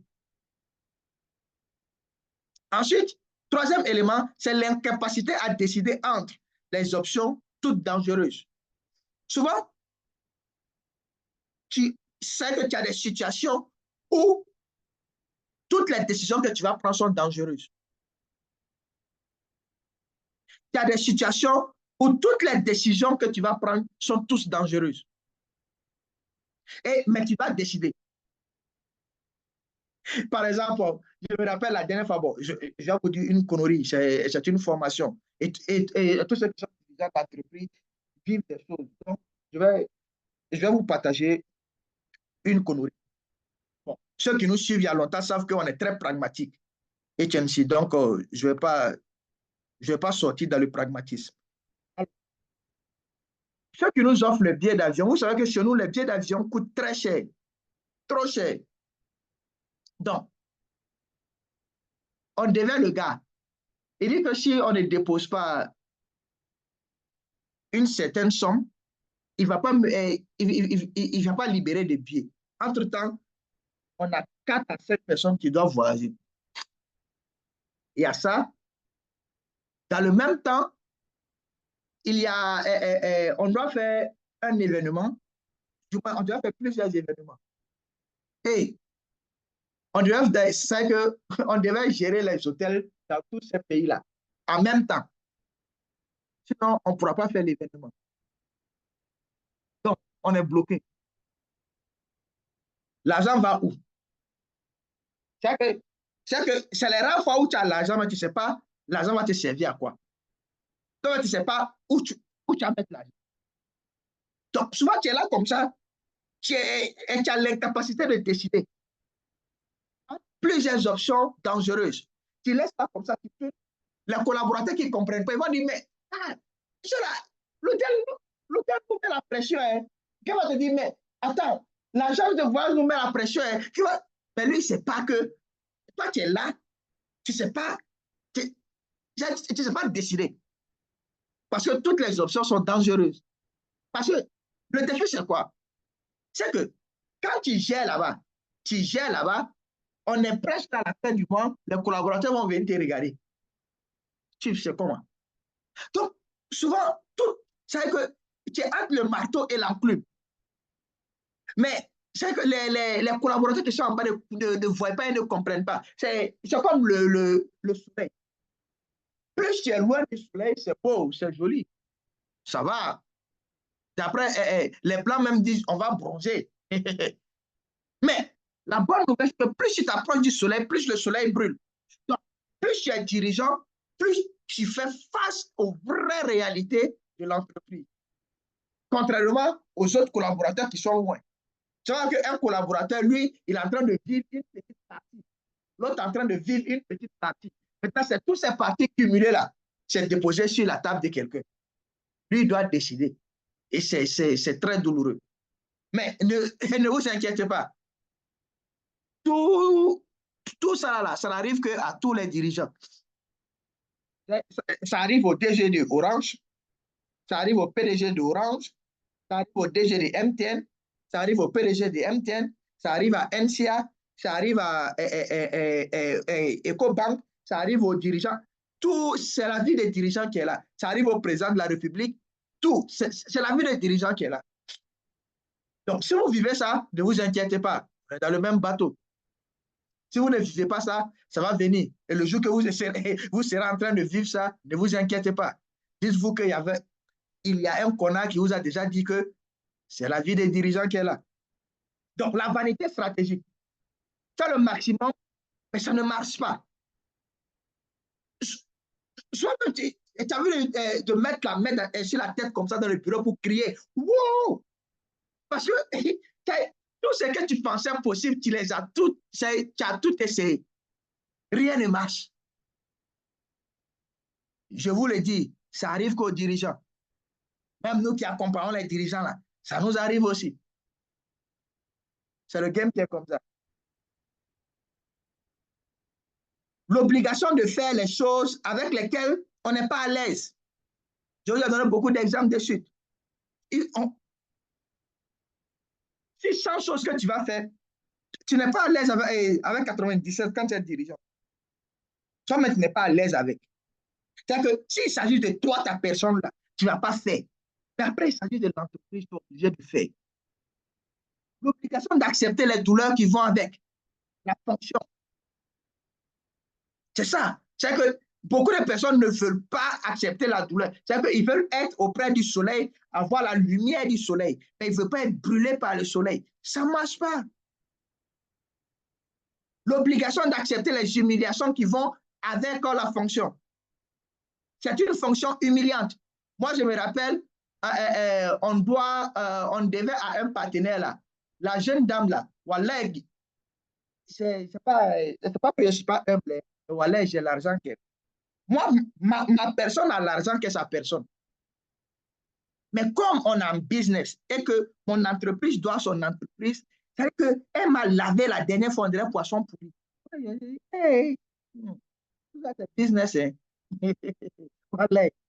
Ou bien, tu rentres dans le conseil d'administration, on te déshabille, on t'humilie. Tu vois, les partenaires, l'humiliation fait partie du game.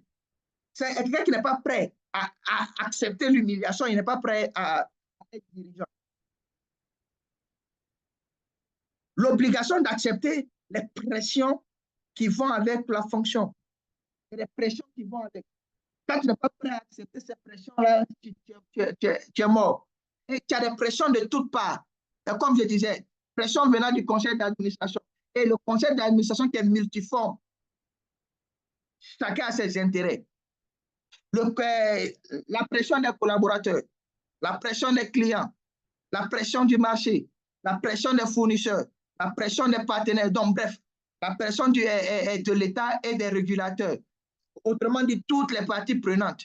C'est une pression vraiment à 1000 degrés. Donc, quand tu n'es pas prêt à accepter, supporter ces pressions-là, ce job n'est pas fait pour toi. Et tu as tombé malade. Comme bien qu'il y a des gens qui ont soulevé la main, j'aimerais leur donner la parole. Comme je ne t'attends pas de suite là. Donc, moi-même, je vais m'en charger. Alors, il y a 3 personnes. Donc, chacun va à tour de rôle. Donc, on va... Code Biaki, je n'ai pas la main pour activer. Hein. Code Biaki, Zadie. Code Biaki, c'est là. Code Biaki.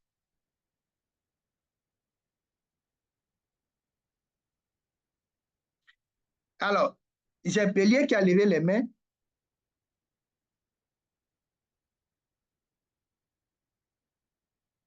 Code Biaki, est-ce que tu peux activer ceux qui ont levé leurs mains, s'il te plaît, en leur donnant la parole?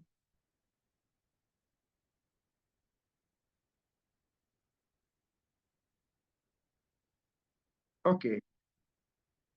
Bélier a levé sa main.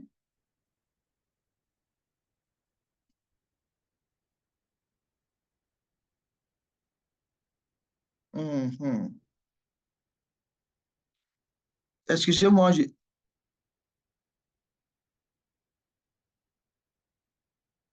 peut-être que... OK. OK, Bélier peut parler.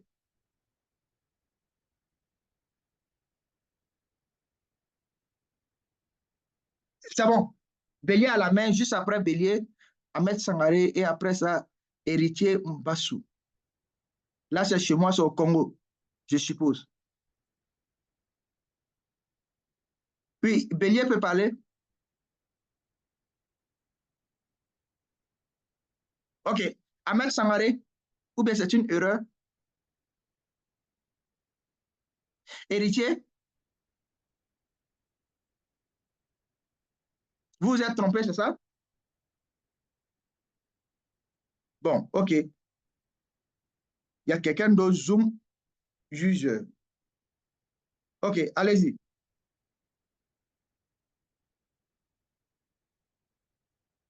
Ou bien on ne m'entend pas? Allô? OK, oui, allô, allô. Oui, bonsoir, coach Koulibaly, comment allez-vous? Oui, ça va bien, mon cher. C'est monsieur? Drissa Ouedraogo. OK, Désolé, mon nom n'apparaît pas sur le Zoom parce que c'est sur mon terminal portatif. Ah. Donc, merci pour tous ces enseignements l'Afrique qui autour du barre, hein? karma du dirigeant. C'est ça, non? Pardon? C'est l'Afrique qui barre, hein, c'est ça, non? Oui, Zabri Kibale, Iwo Kibale, Ikalafi, on a son de la vie. Ça, c'est forcément le pays des hommes intègres.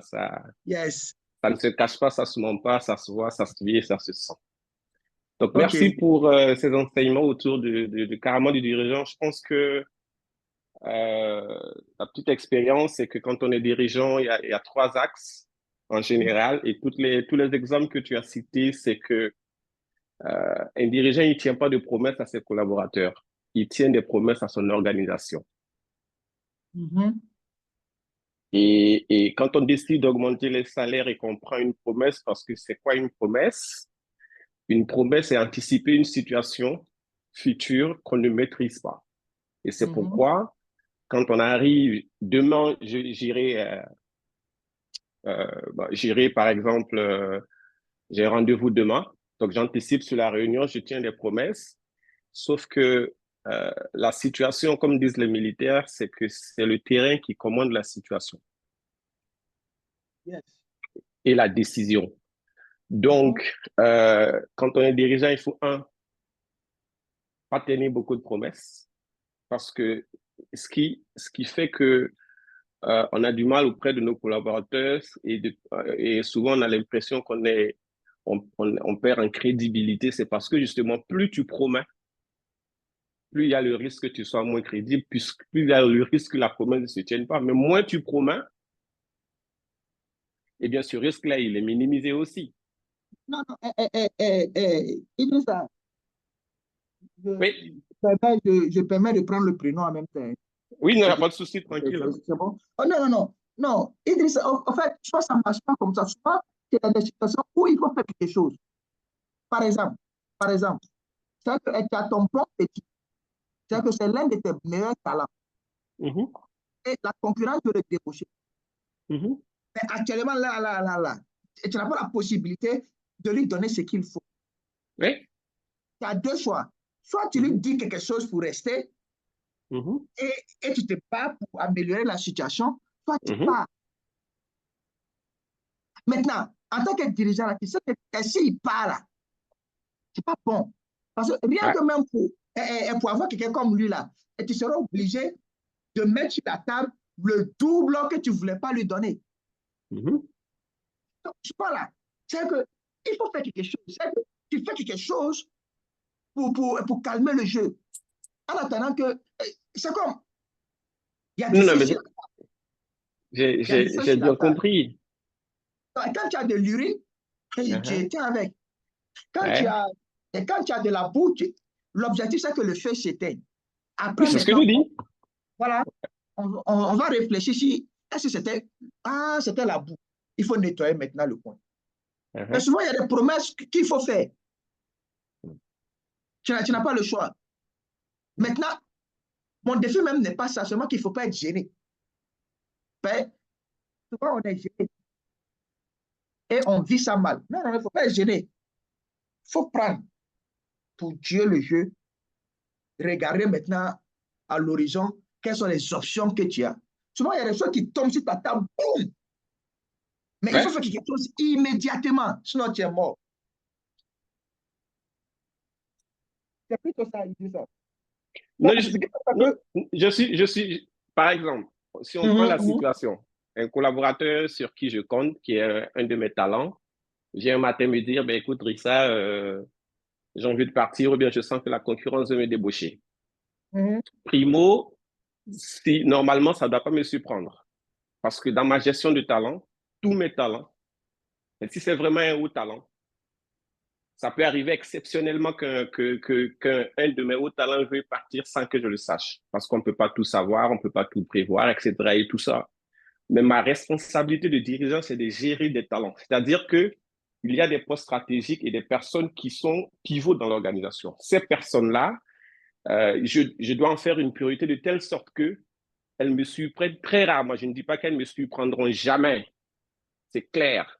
Mais ces personnes-là, j'ai une attention particulière envers elles parce que c'est sensible, ces personnes, parce qu'elles sont des postes stratégiques. Soit je fais un backup, ou bien si je n'ai pas encore l'occasion de faire le backup, j'analyse l'environnement. S'il y a un concurrent qui veut débaucher, mais le concurrent ne m'a pas surpris, j'ai vu le vent venir et je dois voir le vent venir. Ce que je veux dire, c'est que si un de mes hauts talents, parce que là, c'est l'exemple qu'on apprécie, un de mes hauts talents, je prends l'exemple de ce HEC, Herman aujourd'hui, il a ses hauts talents à HNC.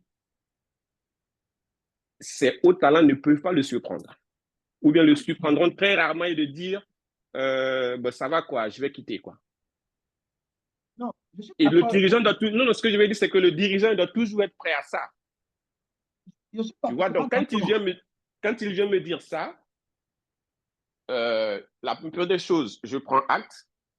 Je sais que ça va me faire très mal, mais ça n'arrive qu'au dirigeant, yes. bien sûr. Donc, un de mes talents à qui j'ai confiance de partir, ça n'arrive qu'au dirigeant, je dois être préparé à ça. On n'est jamais préparé, mais je dois pouvoir anticiper. ben, j'ai un entretien avec lui, soit il me dit pourquoi il veut partir, etc.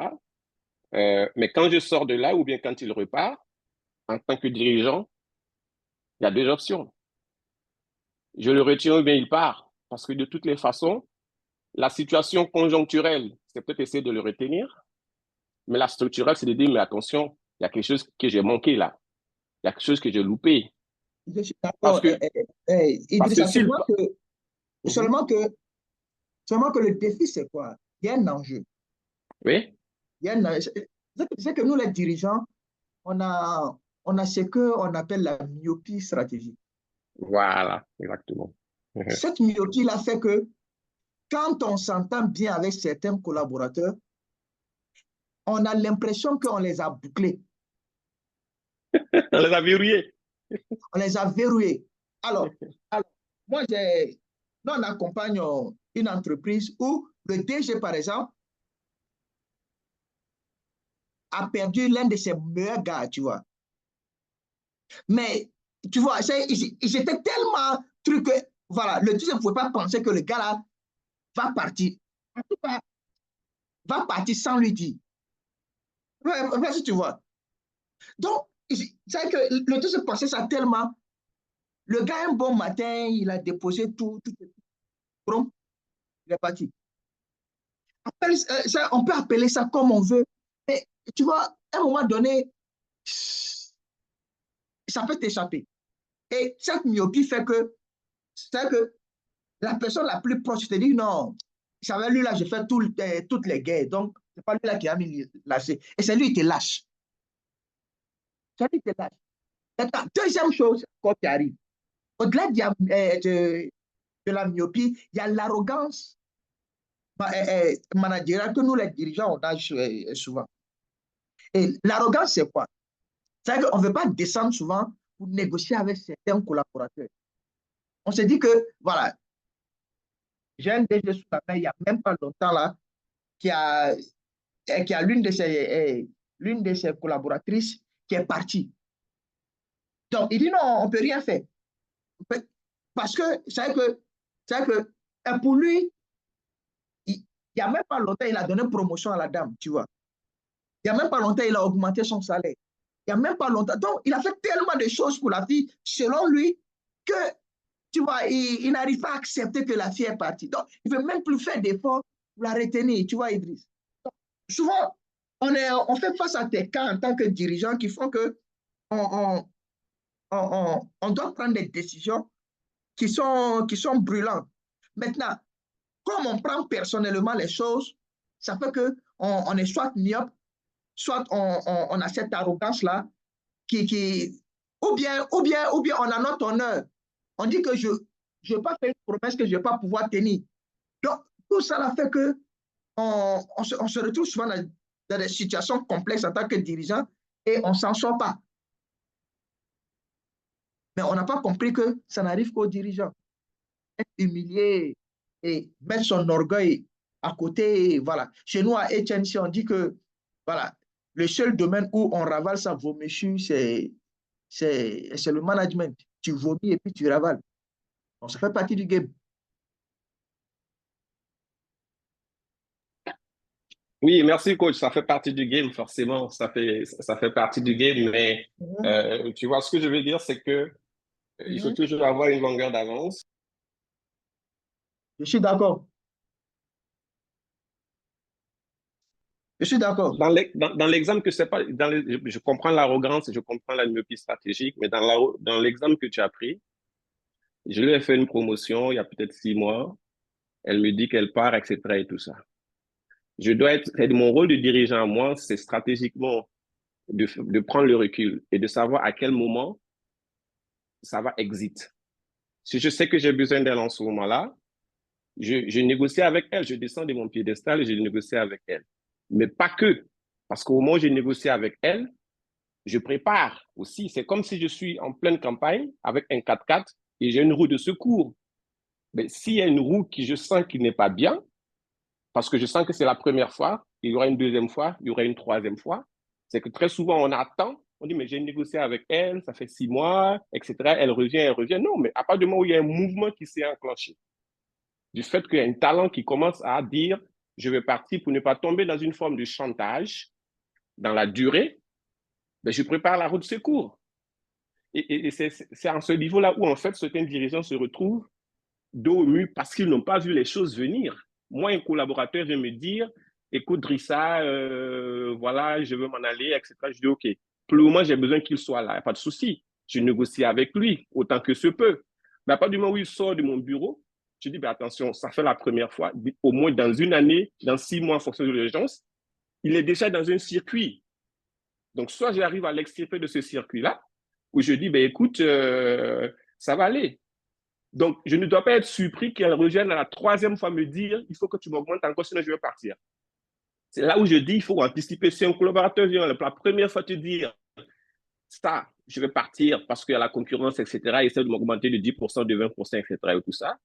Si le collaborateur fait ça pour la première fois, la 2e fois ne doit pas me surprendre. Non. Au bout de la 3e fois, quand elle va venir, et toi, moi, on n'a pas dit ça. Seulement que ce que tu es en train de dire, c'est l'idéal. Seulement que les dirigeants qui sont allés à Kéta, ou bien les dirigeants dont je donne l'exemple là, ça nous surprend. Non, bien sûr, oui, bien sûr, bien sûr. Et tu vois, du coup, c'est parce qu'on n'a pas fait ces préalables-là. Maintenant, on est dans le cas, OK, quand c'est fait là, il faut ravaler sa vomissure. Quand c'est fait là, il faut comprendre que, voilà, ne prends pas personnellement et ne vis pas ça mal. Non, tu ne vis que la vie des dirigeants. Tu ne vis que la vie des dirigeants. Alors, rapidement, hein, on a actuellement, on est sur quelque chose de truc là. Voilà. Alors, on a écrit ce livre-là, la vie de CEO, désirée et pesante, où, bon, là, ce n'est qu'une petite introduction du karma de dirigeant, mais là, on va en profondeur. On parle de ces réalités que personne ne comprend et que seul le dirigeant est plus ou moins vit et doit gérer sans se plaindre, par exemple. Donc, on va en profondeur dans ce livre-là de façon extraordinaire. Mais bon, le livre, c'est un box qu'on a, et c'est une box qu'on a écrit, une box en bonne et due forme, donc 5 livres qui est dans le pack, de Next CEO. Donc, il y a la vie de CEO, il y a la planification stratégique qu'on a rendue simplifiée, il y a la journée, oui, la journée du dirigeant qu'on a rendue simple, il y a le leadership visionnaire qu'on a rendu simple, il y a des stratégies game, donc le game de la stratégie qu'on a rendu simple. Donc, tout ça pour faciliter la tâche aux dirigeants. Donc, ces 5 box-là seront accompagnés plus ou moins de ce qu'on a appelé des masterclass. Des masterclass pour dirigeants. On va les faire dans certains pays. Ça va pas être cher. Je crois que c'est pour les codir. Donc, voilà. Une bagatelle somme de 197 000 francs. Donc, ça fait 200 000 environ. Oui, 197 000 francs. Donc, c'est pour les membres du CODIR et pour les dirigeants. Donc, pour ceux qui sont en entreprise actuellement, quand vous prenez la formule, on vous donne le pacte. C'est-à-dire que chacun a droit au pacte 1 et vous aurez droit en même temps à la masterclass qu'on va faire dans votre pays en une journée. Donc, on va faire Ouagadougou, comme je viens de parler avec Idrissa dessus. Donc, on va faire le Burkina, on va faire la Côte d'Ivoire, on va faire le Niger, on va faire le Mali, on va faire la Guinée-Conakry, on va faire le Cameroun, on va faire le Congo-Kinshasa, le Congo-Brazzaville, oui, on va faire, voilà, oui. Donc, on va faire tous ces pays-là pratiquement. On va faire le Cameroun, du moins, je ne sais pas si j'avais dit ça. On va faire le Sénégal. Donc, voilà, on va faire tous ces pays-là. Donc, l'objectif, vraiment, c'est d'aider les dirigeants à mieux porter le costume de dirigeants. Donc, tous ceux qui sont intéressés, je vous invite déjà à commencer à vous inscrire. Donc, soit vous pouvez vous inscrire en solo, c'est 199 17 000 francs, ou bien vous pouvez inscrire votre CODI. Voilà. Mais c'est 199 000 francs par personne. Voilà. Donc, quand j'ai dit ça, je vous dis que c'est ce que on voulait partager avec vous aujourd'hui. Je crois le 18 encore, on aura une autre masterclass.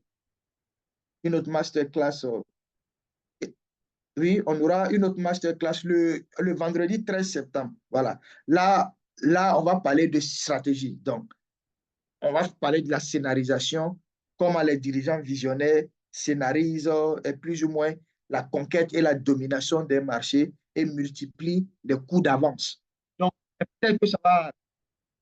J'ai vu que Idriss commençait à parler d'avoir de l'avance, coût d'avance, tout. Donc, on va parler de stratégie, de scénarisation le vendredi 13. Donc, mettez ça dans vos agendas. Voilà, c'est gratuit, comme d'hab. Mais bon, faites tout pour vous offrir ces box-là. Vous pouvez précommander, hein. Voilà, ça va être déjà prêt dans quelques jours. Donc, vous pouvez précommander pour ne pas que, voilà, il y ait rupture. Donc, vous pouvez précommander. Donc, s'il y a des questions ou des commentaires, rapidement. Il y a des questions ou des commentaires?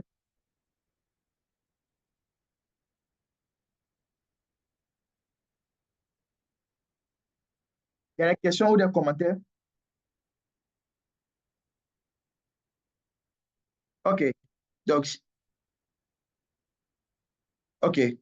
Voilà. Et quelqu'un dit merci beaucoup depuis la RDC. Merci aussi, c'est un plaisir, c'est un plaisir. Donc, voilà, vous pouvez dire aussi vos impressions, hein, en converser. Si vous n'avez pas de questions à poser, vous pouvez faire, voilà, vous pouvez me donner vos impressions, hein, en commentaire et en choses, en converser. Voilà. Et quelqu'un a demandé, OK, ça coûte combien les livres? Non. Et comme on a dit, on va mettre ça dans une campagne. Donc, on va faire des masterclass par pays. On va faire des masterclass par pays. Donc, c'est la masterclass plus le livre qui coûte 199 000 francs. 199 000 francs. On te donne une box et tu as droit à la masterclass aussi. Donc, je ne sais pas, c'est Kafando qui a posé la question, non? Et Kafando est de quel pays? Du Burkina, je suppose. Donc, OK, on va être chez toi, Kafando. Donc, voilà, voilà, tu peux précommander la box pour toi déjà, plus la formation. Et puis, tu peux précommander aussi pour chose, pour ton codir. Voilà, ça va être super. Donc, merci à tout le monde. Merci à tout le monde. Et puis, oh, voilà, on se dit à la prochaine.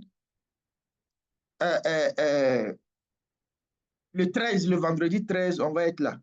Inch'Allah. Voilà, moi, je vais faire l'effort, ou bien Eman, et puis voilà, on va venir animer.